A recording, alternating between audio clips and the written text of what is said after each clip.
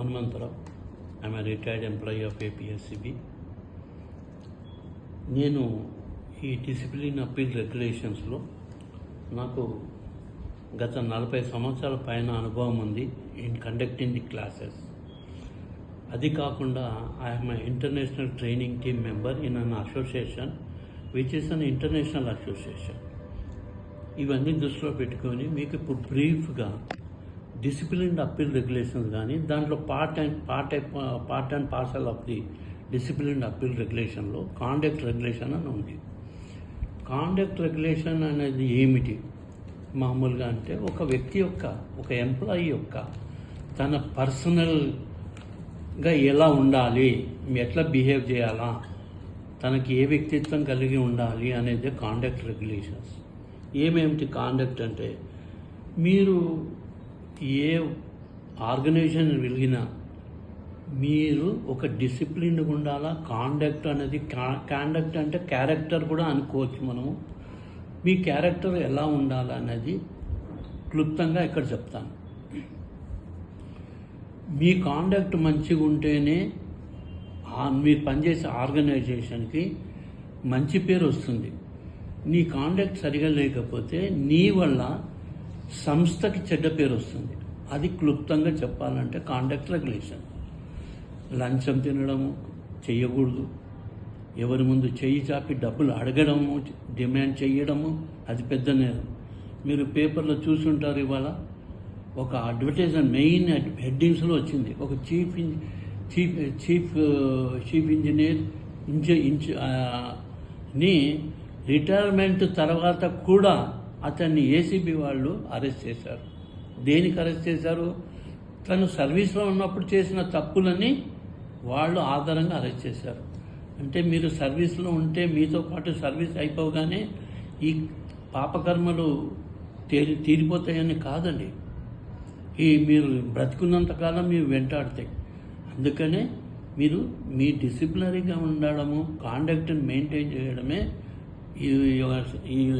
ఈ యొక్క రూల్స్ యొక్క ముఖ్య ఉద్దేశం. ఆఫీస్లో ఉన్నప్పుడు స్మోకింగ్ చేయకూడదు, నిద్రపోకూడదు, మంచి దుస్తులు వేసుకొని రావాలా. నీవు నీ రూల్స్ని తరోగా చదివి వాటిని అర్థం చేసుకొని ఇంప్లిమెంట్ చేయాలా. తద్వారా you can do better service. నువ్వు నీ సంస్థకి మంచి సర్వీస్ రెండర్ చేయగలవు అని అర్థం. ఇక రెండోది, యూనియన్ యాక్టివిటీస్లో పాల్గొనడం అనేది కూడా ఇట్ ఈస్ ఇన్ క్వశ్చన్.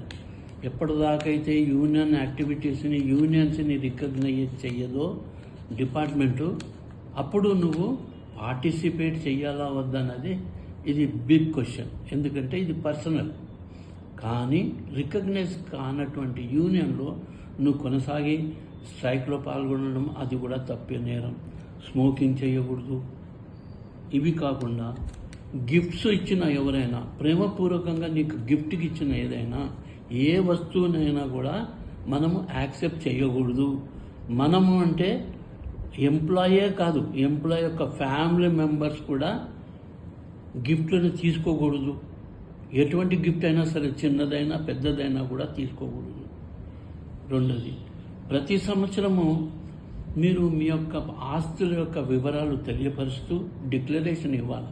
ఒక సంవత్సరంలో నువ్వు ఏమేమి ఆస్తులు సమకూర్చుకున్నావో, లేదా ఉన్న ఆస్తులని డిస్పోజ్ చేశావో, అమ్మేశావో, ఆ వివరాలను కూడా తెలుపుతూ ఒక స్టేట్మెంట్ ఇవ్వాలి ప్రతి సంవత్సరం. ఒకవేళ అది ఇవ్వకపోతే అది కూడా నేరం కిందే వస్తుంది. ఇలా చెప్పుకుంటూ వెళ్తే ఇంకా చాలా ఉన్నాయి.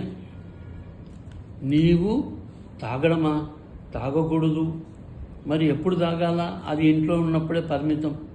బయటి ప్రపంచంలో తిరిగేప్పుడు తాగి రాకూడదు, డ్యూటీకి అసలు రాగనే వద్దు. So drinking is also prohibited, is also misconduct.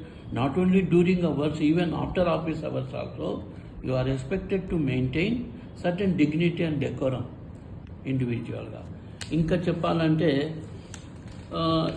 నీవు ఒక్కడు కరెక్ట్గా ఉంటే సరిపోదండి డిపార్ట్మెంట్కి.